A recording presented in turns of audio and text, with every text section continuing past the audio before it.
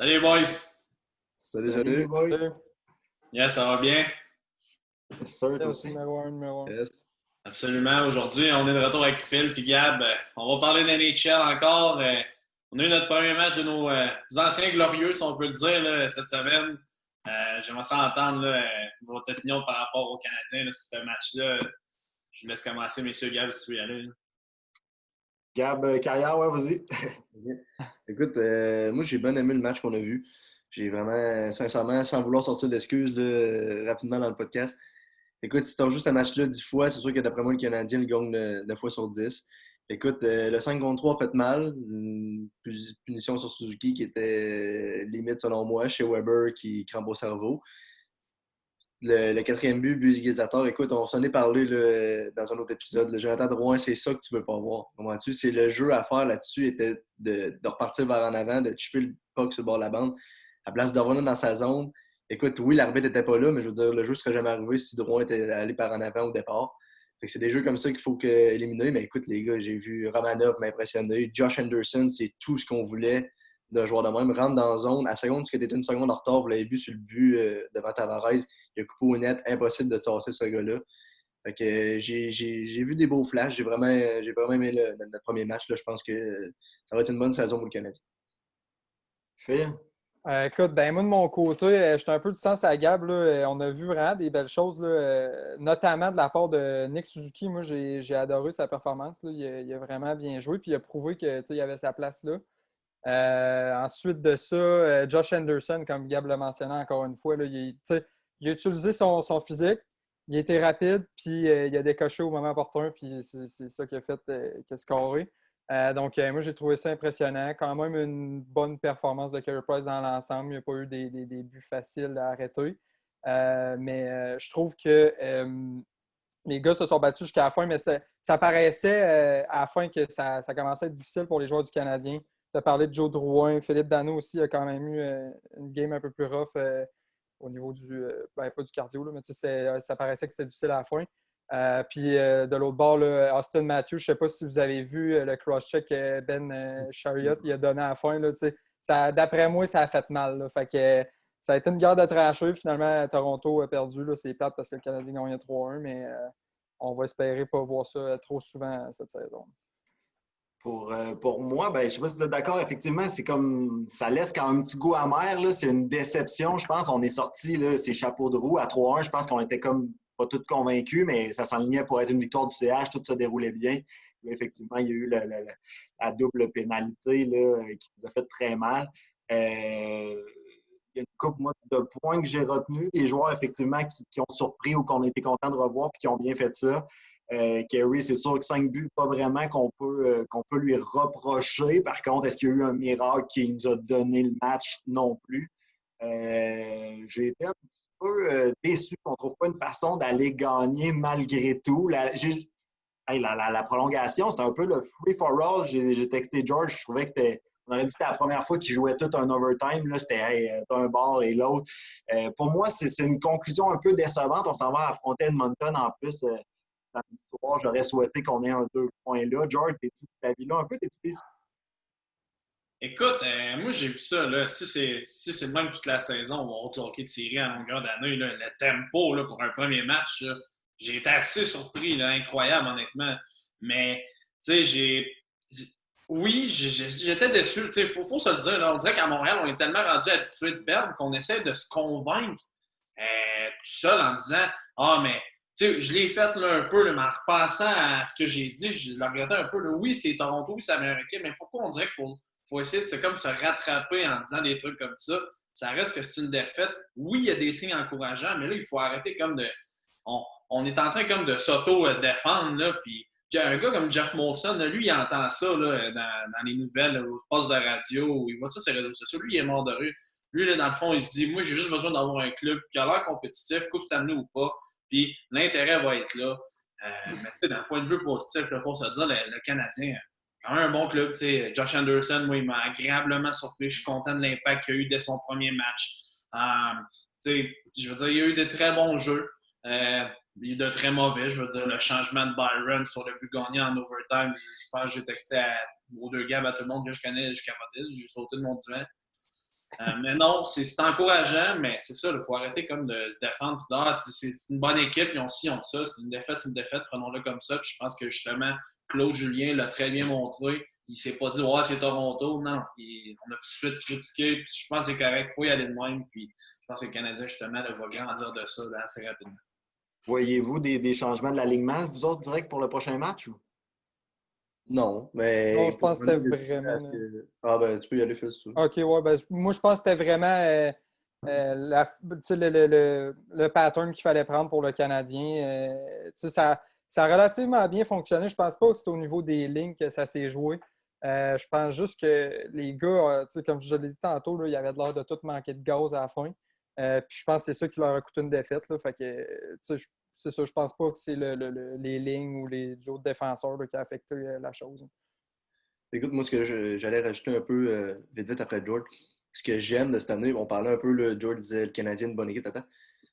Ce que je trouve le fun cette année, c'est que tu regardes un gars comme Tyler Toffoli qui jouait sur la première ligne à Vancouver l'année passée, ça se ramasse à la troisième à Montréal à cette heure. C'est qu'on dirait que cette année, il y a un peu du talent, un peu n'importe où. Il y a des gars quand même comme, vous allez me dire, OK, peut-être, mais comme un gas comme Jake Evans qui a dominé dans la NCAA, ça peut être ton centre de quatrième trio, comme un gars comme Ryan Poehling, tu as de première ronde aussi. Après ça, tu arrives sur ton troisième trio, tu as du Toffoli, ça fait un peu différent de Lekonen, puis ces joueurs-là qu'on allait tout le temps chercher à la date limite des transactions, un peu, là, du Nate Thompson, tout.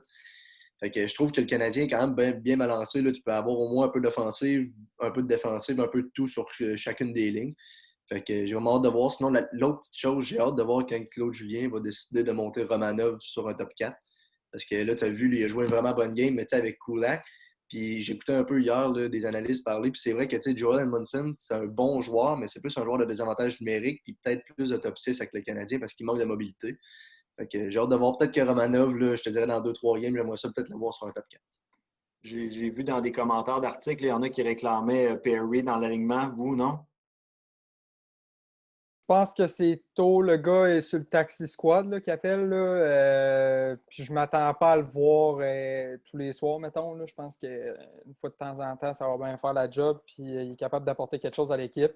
Mais pour le moment, moi, je pense qu'il n'y a pas comme sa place voulue dans le line-up là, pour une game Ben, comme moi, on joue.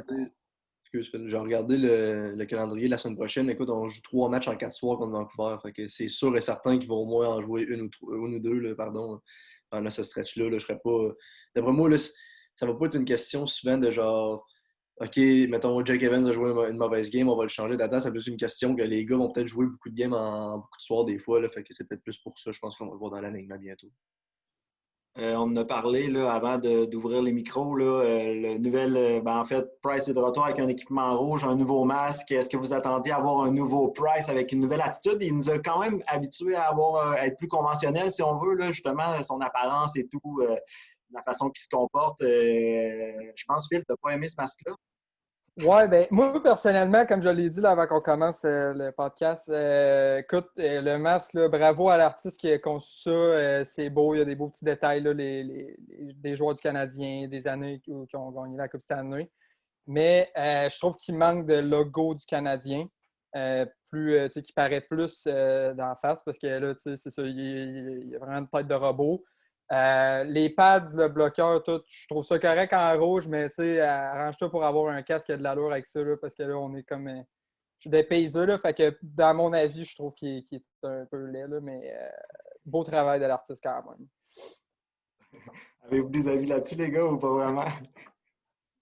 Écoute, moi, de ma part, le stock rouge, comme j'ai déjà dit à Jordan, je le trouve fumant. Là. Pour vrai, qu'un goal en rouge, je le trouve un tantinet intimidant, je peux me permettre. Écoute, je ne suis pas dans NHL, là, je peux pas dire ça, mais moi, de mon point de vue, je trouve ça intimidant un peu. Puis comme Phil l'a dit, écoute, moi, je trouve ça quand même assez. Je trouve que c'est un peu c'est nouveau. Puis, tu sais, je veux dire, le gars, ça fait une dizaine d'années qu'il roule avec le Canadien. Puis je pense qu'il a comme peut-être fait un peu le tour. Puis, tu sais, quand tu zoomes, là, on en parlait un peu avant le podcast, là, tu sais, sur comme ces fils électriques, c'est marqué genre Jacques Plante, Patrick Roy, Ken Darnell. Je trouve que c'est un beau clin d'œil. C'est sûr qu'il manque peut-être de signes du Canadien. Mais écoute, moi, je trouve que ça fait nouveau. J'aime ça. C'est quoi vos attentes par rapport à lui? Sans rentrer vraiment dans le débat, là, je dis ça parce qu'on constate comme toujours un décalage entre la vie des fans ici, quand ils prennent le pouls de la Ligue nationale, les gars comme Crosby, tout ça, ils disent encore que c'est le joueur peut-être qui fait la différence, le gardien numéro 1 dans la Ligue. Cette semaine, je pense que je voyais un classement des goalers cette année de Marc Denis, puis il venait au 6 ou 7e rang de la Ligue. À Montréal, est-ce qu'on le considère de la bonne façon? Pour vous, c'est-tu le meilleur goaler du monde en ce moment? Meilleur goaler, c'est difficile à dire, honnêtement. Je pense que les gens le jugent un petit peu trop en fonction du salaire qu'il a, dans le sens que c'est comme il devrait tout arrêter, il gagne 10 millions. Blablabla, blablabla. Il ne faut pas oublier, Carey Price est certainement, à mon avis, à moi, top 3. Je sais pas, j'ai pas de classement en ordre là, dans ma tête, là, mais il ne faut pas. Tu disais 6-7e qu'il l'a classé? Oui, à peu près. Je trouve ça élevé un peu pour Carey Price, mais la job de gardien de but est un peu ingrate là, dans la ligue. C'est-à-dire que c'est un bon goaler qui a une défense un peu trouée, va mal paraître, parce qu'à un moment donné, il ne peut pas tout arrêter. Mais pour moi, Carey, c'est un très bon gardien de but, puis il est certainement top 3. Oui. Yeah. Écoute, même chose pour moi, ça revient un peu à ce que Phil a dit à la fin. J'ai pas le classement que tu nous parles devant les yeux, mais c'est justement ça. Je trouve qu'il y a des gars-là, des fois, qui ont la super défense, la super team devant eux autres, puis qui vont être classés très haut dans des classements. Que je trouve que, tu sais, mec, Carey Price et Tampa Bay, je veux dire, d'après moi, ils ne se font pas sortir en 4 contre Columbus. Là, tu sais, sans rien enlever à Vasilevski. Là. Mais tu sais, c'est ça mon opinion. Écoute, on en parlait aussi dans un autre épisode, je crois, au début, là, dans les premiers. Il y a beaucoup de monde qui disent ça prend pas un bon goaler pour gagner la Coupe Stanley, mais quand tu as des Crosby, des Malkin devant toi, c'est sûr que ça l'aide, comprends-tu? Fait que, écoute, pour moi, Carey, je le vois avec des gars comme Vasilevski, Hellebuck, Carter Hart qui s'en vient. Je crois qu'il est encore là-dedans. Là. Je crois qu'il est encore trop tôt pour dire que Carey est 6 ou 7e. Là. La saison va nous dire ce qu'il y en est, mais c'est sûr que, regarde, tu peux pas enlever que ce gars-là a gagné le trophée Hart, Vizina, Will Jennings, puis Ted Lindsay dans la même année. Là. Fait que c'est pour ça que, d'après moi, il va toujours être considéré dans les meilleurs à cause de ça. Fait que c'est ça, c'est mon opinion. George, je ne sais pas si tu veux me parler de Carey Price, mais je pense que tu veux nous parler d'un échange qui est peut-être dans l'air. Écoute, je pense que c'est pas une surprise, là, on le sait. Là, je pense que ce sujet-là, il est bouillant présentement. Là, ça va plus à Columbus. Dubois veut absolument un échange. Un gars du Québec qui veut jouer pour Montréal, il dit mot pour mot. On regarde plusieurs détails. Là, puis hier, on a plusieurs rumeurs comme quoi le Canadien aurait soumis une offre en retour là, de ce que les Blue Jackets voulaient. Du côté de Columbus, on veut Suzuki, on veut Romanov. Bergevin a été assez clair, ils ne partiront jamais. Juste avant de commencer, je suis allé voir sur Twitter, puis là, j'ai vu que le Canadien avait soumis un offre.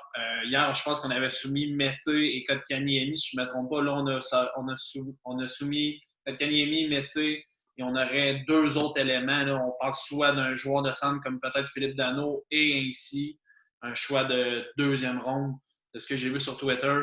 Est-ce que ça va arriver? Si ce trade-là arrive, il faut quand même savoir, les gars, que c'est la fin pour Paul Byron à Montréal. On va être obligé de l'envoyer dans le taxi squad. Par contre, la bonne nouvelle, le taxi squad fait que le joueur ne compte pas dans ta masse salariale. Donc, il serait encore avec nous s'il passe le ballottage, mais son salaire ne compterait pas. Ce serait la seule option que je verrais que le Canadien puisse aller chercher ce joueur-là. Mais moi, je veux vous entendre, les gars. Est-ce que vous croyez à ça? Est-ce que le Canadien a besoin de ce joueur-là ou est-ce qu'il faut garder Kotkaniemi avec lui? Écoute, de mon bord, moi, je pense que c'est sûr que c'est un excellent ajout. Là. Il n'y a personne qui veut cracher sur Pierre-Luc Dubois, là, dans le sens que tout le monde aimerait ça l'avoir dans son équipe. Par contre, j'ai de la misère à voir ce que le Canadien peut offrir en retour qui va les avantager, eux. Dans le sens que, comme tu as dit tantôt, là, tu ne veux pas toucher à des gars comme Suzuki, tu ne veux pas toucher à des gars comme Romanov, même Kéké, honnêtement, de mon côté, j'attendrais de voir un peu c'est quoi qu'il va faire. Fait que j'ai de la misère à voir ça. Si Marc Bergevin est capable de dealer et de trouver une manière, bien fine. Mais pour le moment, moi, c'est ça. Je vois vraiment pas le potentiel. Gab, tu vas te chercher ce gars-là. Qui tu laisses partir pour ça? Ou qui sont tes intouchables? Ben écoute, c'est un peu ça l'affaire. Tu sais, si tu me dis, j'ai vu la nouvelle hier, Nick Suzuki. Écoute, moi, je suis Nick Suzuki. Je suis Marc Benjamin, puis tu me dis Nick Suzuki, on va dire comme dans Slapshot, raccroche, raccroche! Non, sincèrement, c'est ça l'affaire, j'en parlais un peu avec George hier. si tu mets Kotkaniemi dans le deal, tu reçois Pierre-Luc Dubois, fine. D'après moi, on est une équipe améliorée. Mais là, si tu commences à mettre Dano, Kotkaniemi, là, à un moment donné, si tu ramasses un Jake Evans, c'est comme ça, on a ta troisième ligne. D'après moi, tu perds un peu. D'après moi, tu perds un peu cet échange-là pour maintenant. Là. Fait que, écoute, moi, c'est sûr que Kotkaniemi, ça serait. Pour moi, je trouve que j'en ai souvent parlé à George dans mon alignement à moi, c'est pas un intouchable. Je pense que ce gars-là n'aurait jamais dû se retrouver à Montréal au départ. Là. Je crois qu'on a fait une erreur en voulant. Marc Bergevin, comme capoté la journée du repêchage, a voulu sortir le meilleur centre disponible qui était loin d'être un des meilleurs joueurs du repêchage. Fait que, tant qu'à moi, c'est pas un intouchable. Pierre-Luc Dubois, les gars, ça revient à la même chose que j'ai parlé avec d'autres mondes après la game l'autre jour. Josh Anderson, quand je le voyais jouer, surtout dans la série contre Tampa Bay, quand ils ont sorti en 4, c'est un gars que je voyais dans ma soupe. C'est des gars qui, tu sais, que Pierre-Luc Dubois, un peu comme Josh Anderson, c'est un gars qui est grand, assez rapide, un bon tir, un bon shot. C'est ça que ça prend à cette heure. On l'a vu, là, ils ont sorti Tampa Bay en 4 avec juste des joueurs de même, juste des gars comme Anderson, Pierre-Luc Dubois, où vous allez me dire où il y avait Panarin. Mais c'était un peu ce style d'équipe-là. Fait que c'est sûr que Pierre-Luc Dubois, moi, si je le vois dans ma soupe à Montréal, c'est sûr et certain que je le prends demain matin, mais il faut que ce soit au bon prix. Quel prix? C'est ça. Ben, écoute, l'échange que tu as dit, tant qu'à moi, je serais prêt à donner ça. Le problème, c'est qu'on va se retrouver avec un trou sur un centre de troisième ou quatrième trio. Fait que c'est ça qui me refait penser deux fois. Mais tu sais, écoute, c'est parce que le problème, c'est que si Dano réussit à signer demain matin à Columbus, il vaut quelque chose dans l'échange. Mais s'il ne réussit pas à avoir une entente avec Dano, il ne vaut absolument rien. Fait que c'est ça qui est un peu tannant dans cet échange-là. Mais si tu me permets, Gab, là, si on regarde à ça, Perry peut jouer au centre, si je ne me trompe pas, right? Ouais. Alors, si, mettons, le trade se fait, on décide de ne pas y aller avec Evans là, au centre, on met un gars d'expérience comme Perry, est-ce que ça peut quand même être bien? Ou c'est un point d'interrogation encore? Moi, je pense encore un point d'interrogation, au moins pour là, parce que le gars n'a pas joué bien, surtout là, à ce temps-ci de l'année. Mais écoute, Perry sur un troisième, écoute, peut-être que ça peut marcher, mais c'est là le problème, c'est là où ça arrive, où tu échanges Dano que de Kanyemi. Byron, il faut que tu laisses ton squad, ton taxi squad, pardon, parce qu'il coûte trop cher. Puis c'est le joueur qu'habituellement tu faisais monter sur un, il pouvait te dépanner à quelque part. Fait que je sais pas, les gars. C'est le point d'interrogation du trou dans l'alignement. Sinon, le trade que tu as dit, le Kotkaniemi, Dano, Mété, un choix de deuxième ronde, je le fais demain matin pour Pierre-Luc. Puis juste comme ça, là, je pense à ça. Pensez-vous que cette trade-là aurait été faite si Jolson était dans la discussion? Je sais pas. C'est un point d'interrogation de mon côté aussi. Là, honnêtement, je pourrais pas te dire. C'est très touché là, comme sujet. C'est un sujet chaud, là, mais c'est touché pour les deux bords. Là, fait que... Ben, je pense que côté blessure, tu mets Jolson dans un échange d'un gars qui est relativement correct, mettons. D'après moi, oui, ça marche, mais pour un gars de la trempe de Pierre-Luc Dubois, d'après moi, l'équipe voudrait être sûre là, d'avoir quelque chose de pas pire en retour. C'est pour ça que je pense que Mété, on s'en est parlé un peu l'autre jour, juste pour finir vite, là. Je pense que si tu enlèves Mété, puis tu mets un joueur peut-être comme un Jayden Struble, genre qui est un bon espoir du Canadien, mais que selon moi, est en arrière des gars comme Goulet, Josh Brook et Romanov. Et je pense que ça devrait peut-être rajouter un petit quelque chose de mettre un jeune comme ça, tandis que Mété, d'après moi, c'est comme la magie opère plus pour Mété, d'être un petit pou. Fait que je pense que peut-être changer quelque chose dans même, ça pourrait peut-être attirer, mais écoute, c'est peut-être plus Kotkaniemi, c'est le joueur qui vient en retour de Dubois, d'après moi, qui fait défaut. Parce que Dubois, en tout cas, a l'air de vouloir venir. Hein? Puis pour l'équipe du Canadien, c'est hyper alléchant d'avoir une superstar québécoise qui est prête à relever ce défi-là. Je pense que ce pas tous les gars qui s'intéressent, mais ça en viendrait peut-être enlever de la pression à Drouin qui, visiblement, a de la misère à remplir ce rôle-là là, de vedette québécoise ici à Montréal. Oh, complètement d'accord. Puis je trouve quand même que ça prend beaucoup de guts pour un Québécois quand même de son talent, de dire OK, moi, je veux aller à Montréal. Puis, je veux être un sujet de conversation à Montréal, dans le sens que les médias ne lâcheront pas s'ils arrivent. Là. On le sait, là, ça a toujours été comme ça. Là. Mais je trouve que c'est un beau défi pour lui. Puis s'il est capable de le relever, tant mieux. Parce que des gars comme Jonathan Drouin, là, visiblement, n'est pas capable. Là, il y a un poids sur les épaules qu'il n'est pas capable de supporter. Puis ça paraît à chaque soir. Yes, sir. Ben, en tout cas, vas-y, George. Un gars de 22 ans, là, c'est une superstar, là, je veux dire, ça serait gros pour le Canadien. Ça prouve que je pense qu'il y a vraiment un intérêt envers ce club-là là, pour les autres joueurs à venir. Là. Il y a clairement quelque chose que les joueurs voient envers l'organisation du club de hockey canadien qu'on ne voyait pas avant. Donc, moi, je pense que ça ne peut être que du positif. Même si l'échange n'arrive pas, d'avoir quand même un intérêt d'un grand joueur comme ça, je pense que c'est que du positif pour Montréal. Avant qu'on boucle la boucle, pour un gars comme Kéké, d'être tout de suite cité dans des rumeurs, pensez-vous que ça va venir affecter son hockey si finalement ça ne se produit pas dans les prochaines semaines? Est-ce qu'il fait comme ils ne me veulent plus ici? Ou...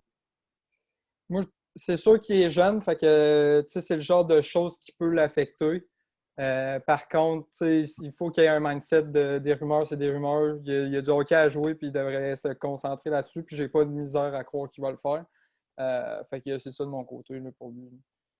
Écoute, un peu la même chose. Là. J'en ai parlé brièvement avec George. Je pense pas que ça va changer rien dans son jeu. Je pense que. Je pense pas qu'il va avoir un échappé demain samedi contre Edmonton et qu'il va faire genre fuck off, il va me changer et me mettre ça dans B-Window. Mais écoute, non, sincèrement, je pense pas. Là. Je pense que il va peut-être ça aller du coin de l'œil puis il se concentre sur sa game. C'est sûr, écoute, c'est sûr que les gars, tout le monde doit s'en parler dans le vestiaire. Écoute, c'est sûr que d'après moi, les vétérans doivent, des gars comme Price, comme Weber doivent dire, fais-toi-en pas, ça fait partie de la business. Tu commences. Là, fait que c'est sûr que d'après moi, les gars sont là pour lui puis ils disent de pas s'en faire. Est-ce qu'ailleurs dans la LNH, les gars, il y a des choses que vous voulez parler dans cette première semaine d'activité? Ben, écoute, je vais commencer de mon bord. Très content de la victoire de mes Flyers contre les Pingouins. Je ne tirerai pas la sauce là-dessus. Je pense qu'ils ont très bien joué. Puis autant les Pingouins aussi ont bien joué avant qu'ils commencent à déballer puis scorer ces 3 buts là, en ligne. Là, c'est pour finir 6-3. Mais les Pingouins aussi ont bien joué. Puis sérieux, le rythme de jeu là, était très rapide. De la première jusqu'à la 3e période. Quand même physique aussi. Donc, j'ai aimé ce que j'ai vu. Puis ailleurs dans la Ligue nationale, j'ai écouté le premier match des Oilers contre Vancouver. C'est une bonne game aussi. Les Canucks ont montré qu'ils avaient du chien. Puis j'ai aimé ça. Là. Ils ont malheureusement perdu hier soir. Mais honnêtement, c'était du beau hockey à voir. Puis sinon, je m'attends à ce que l'Avalanche, qui a perdu 4-1, je crois, rebondisse pas mal. Là. Surtout avec l'équipe qu'ils ont. Là, je ne suis pas inquiet pour eux. Là. D'après moi, ça va rebondir. Écoute, de mon côté, hier, j'ai pu écouter les 2 premières périodes du premier match d'Alexis Lafrenière. J'ai regardé ça un peu sur les réseaux sociaux aujourd'hui. Encore une fois, man, on est tellement demandant envers les jeunes Québécois. Là. Je vois encore, je me souviens plus trop du nom de l'article. En tout cas, je le retrouverai sur TVA Sport. Mais je pense que c'est des débuts modestes pour Lafrenière ou quelque chose comme ça. Le gars, on le voyait hier, les gars. Là, à chaque fois qu'il y avait la rondelle la première fois, là, le gars était hyper stressé. Là, il a raté une chance à marquer. En plein milieu de l'enclave, il passe dans le bord sur un shot. Le gars est stressé. Là. Écoute, Leslie, c'est 10-15 matchs, il va la mettre dans le top prochain coup. Mais là, le gars, il faut le laisser s'acclimater un peu. Sinon, une petite affaire, là, j'ai pas tous les noms en tête, mais ce que j'ai trouvé pas pire, c'est qu'il y a beaucoup de jeunes qui commencent cette année dans la Ligue nationale. On a vu Höglander à Vancouver scorer son premier but, Ty Smith d'une bizarre de façon au New Jersey hier. Fait que j'ai hâte de voir, il y a beaucoup de jeunes qui s'en viennent dans la Ligue nationale, là, puis j'essaie de suivre ça un peu, là, qui a scoré, qui a fait des points un peu. Fait que je trouve que l'avenir est prometteur pour certains clubs de la Ligue nationale. Il est ultra très tôt pour se prononcer, là, mais Phil, tu l'as dit, tu as regardé un peu Vancouver jouer, Edmonton, tout ça. Est-ce que la division fait peur ou avec notre bon début de match, tu es confiant? Ben écoute, la division fait peur, mais pour être honnête, je pense que j'ai parlé un peu vite sur le sujet du Canadien la dernière fois, qui ont vraiment une meilleure équipe que j'avais estimée. Je pense encore que ça va être difficile. Je ne sais pas à quel point ils vont les faire, mais ça va être une bonne compétition. Ça va être un bon show jusqu'à la fin. Puis, ça va être des gars de tranchant encore. Là. Ils jouent plusieurs games back-à-back contre des gars. Puis, je pense juste à Wayne Simmons qui a jeté les mitaines avec Ben Sherratt. Moi, j'ai adoré ça, mais on va en voir plein ça, cette année. Puis, ça va tout le temps être des bons combats. Là. Écoute, parlant de game de tranchée, je veux dire, hier, je sais pas, moi j'ai pu le voir, là, j'avais le poste, là, le game des Jets contre les Flames. Là. Tabarnouche, ça joue au hockey, les gars. Là, je t'ai dit, j'en étais impressionné, j'ai jamais vu ça. Je pensais que la game du Canadien, c'était rapide. Les Flames Jets, c'était plus que les playoffs, on se créerait en série. Là, on le sait, ces 2 équipes-là, là, c'est vraiment là, une rivalité qui est fou, mais moi, je pense avoir 2 équipes à surveiller. Là. Je le soulignais, là, on a fait un petit tour là, des matchs qu'on surveillait, là, puis déception de l'Avalanche qui est dans les nouvelles couleurs. Là. On l'a vu avec les nouveaux casques, les nouveaux gars. Là. On ne fera pas un débat si vous aimez ça ou non, mais en tout cas, ça fait je pense qu'il était temps, là, fini les casques noirs là, de pratique, enfin les casques bleus et les gants bleus. Puis peut-être en revenir aussi, là, les Capitals, puis les Stars de Buffalo. Les Stars de Buffalo, quand même, là, ont tenu tête là, aux Capitals. En tout Ben, cas, même, je peux me permettre même les Devils hier à Boston. Ouais, absolument. ouais. Absolument. Moi, je pense que ça va être vraiment là, une année de parité dans la Ligue. Là. Ça va être impressionnant. Puis j'ai bien hâte de le voir, là, mais j'ai regardé le site US Sport, là, puis c'est vraiment là, le nom d'article que tu avais dit. Là. On dit des débuts très modestes pour Lafrenière. C'est dommage, mais encore une fois, là, moi, je pense qu'il va se remettre de ça. Puis juste souligner, là, hier, grosse performance de Connor McDavid et Draisaitl sont revenus en force. McDavid, qui n'avait pas noirci la feuille de pointage au premier match, hier est arrivé en force. Quel joueur de talent. Incroyable. Mm. Est-ce qu'on gagne contre Edmonton demain soir? Oh, oui, moi je pense que oui, je suis assez confiant. Je pense que ça va être un match à très bas pointage. Je m'attends à, je vais dire 2-1 Montréal. OK. Moi, de mon bord, personnellement, je pense que ça va être l'inverse. Ça va être un match avec pas mal de buts. Je pense que la défensive du Canadien va avoir de la misère à contenir les Oilers, ben, l'offense des Oilers. Puis du même bord, l'offense du Canadien va percer la défense trouée des Oilers.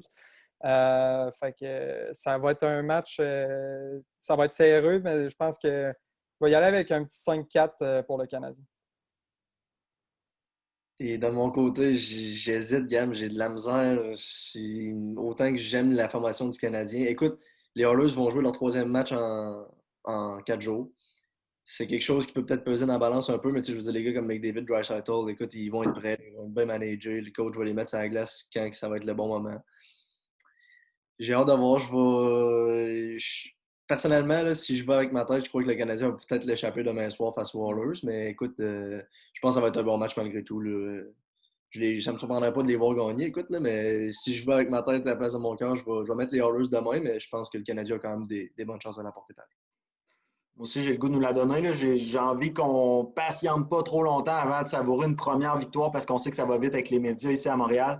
J'ai l'impression qu'on aura une coupe de buts demain aussi. J'espère que Price n'en laissera pas rentrer 5. Je l'ai sorti quand même tôt dans mon pool. Mais sinon, ouais, je nous souhaite la victoire demain soir. Est-ce qu'il y avait d'autres choses que tu voulais toucher, George? Écoute, ben, on peut faire ça bien vite, là, mais juste savoir la situation des Stars avec la COVID. Est-ce que vous autres, c'est quelque chose qui vous fait peur là, par rapport à une saison vraiment là, qui va être complétée en 56 matchs ou vous pensez que ça va être difficile là, de suivre toutes ces règles-là? Je veux dire, hier, je l'ai vu dans mon pool, là, je pense que Healers était en attente d'un résultat, a reçu le test juste avant la période de réchauffement, ils l'ont embarqué, il a joué. C'est quelque chose que vous pensez là, que ça va être dur pour la Ligue nationale à faire respecter? Moi, je pense que ça va être difficile pour toutes les. Ben, oui, pour la Ligue nationale, mais pour toutes les équipes de vivre des situations de même parce que, contrairement au football, où est-ce qu'on a vu que c'est arrivé souvent dans la NFL cette année, au foot, ils jouent une game par semaine. Fait que, tu sais, on s'entend que. Mais, tu sais, il y a moins de games dans la saison et tout, là. Mais au final, tu manques moins de matchs. Tandis que dans la NHL, là, justement, là, les gars, c'est condensé. Fait que, tu sais, ils jouent tout le temps. Là, ils jouent ils ont des séries de matchs, puis des fois, ils ont des breaks d'une journée ou deux, mettons. Là, mais je pense que ça va venir affecter la chose. Si je trouve ça plate que les matchs soient retardés, mais je pense que la LNH a des restrictions à suivre, puis c'est ça qu'il faut qu'ils fassent. Écoute, de mon côté, ça commence. Là, on a vu beaucoup. J'ai vu David Perron passer à RDS l'autre jour. Il y avait beaucoup d'Européens qui n'étaient pas revenus encore nécessairement, tandis qu'il y a beaucoup de joueurs nord-américains qui, eux, admettons, habitent à Saint-Louis ou dans leur ville respective. C'est peut-être ça. Là, il y a beaucoup de gars qui arrivaient encore pour des camps d'entraînement, des choses comme ça. Fait que c'est peut-être là que ça a pogné. Mais après ça, je pense que ça va être sensiblement. Je sais pas si la NHL va vouloir faire une bulle pour les séries pour éviter toute chose comme ça. Écoute, c'est pas quelque chose qui me fait vraiment peur. Là. Je pense la NHL va quand même bien gérer ça. C'est sûr qu'au foot, comme Phil l'a dit, c'est différent parce que tu joues une game par semaine. On a vu des matchs du mercredi soir, des matchs du mardi soir, fait que ça laisse plus de lousse. Écoute, je pense pas. Là, je pense que ça va être bien géré puis ça me fait pas trop peur. Là. En tout cas, tant qu'on peut avoir du hockey, c'est parfait. Non, moi non plus, je pense pas que ça va venir à resuspendre la saison. Là, on le voit en NBA, ils déportent beaucoup de matchs, puis il y en a qui évoquent la possibilité que ça soit resuspendu. Mais tu sais, pour tout ce que ça implique et tout, je pense pas qu'ils vont en venir là. Oui, ça va avoir de l'impact sur certains matchs. Là, ils n'auront pas leur alignement au complet, puis il y a peut-être des victoires qui vont s'échapper là. Mais effectivement, c'est plate de vivre ça, mais je préfère qu'on ait du sport malgré tout, même si ça affecte un peu les équipes. Mais je pense pas qu'on perde notre saison de la LNH pour ça. Si je ne me trompe pas, là, j'attendais s'il y avait quelqu'un qui y allait le souligner. Là, si je ne me trompe pas, je pense que la LNH s'est gardée là, justement des semaines au cas où là, qu'on place des matchs. Là. Mais je pense, je ne suis pas sûr, mais je pense que c'est ça qu'ils ont fait. Ça se peut. Mais bon, Gab, je vais y aller avec mon classique. Hein. Tu le sais, c'est quoi qui s'en vient? Je pense qu'on a fait le tour. Un autre épisode des Fanatiques, super intéressant. Merci Phil, merci Gab d'être là. Je pense on va se redire à très bientôt. Là. C'est super le fun de parler de hockey et qu'à dire de la saison. Là, ça va être prometteur. Absolument. Yes. On se reparle après Edmonton, les gars. Yes, sir. Allez, merci. Bon match.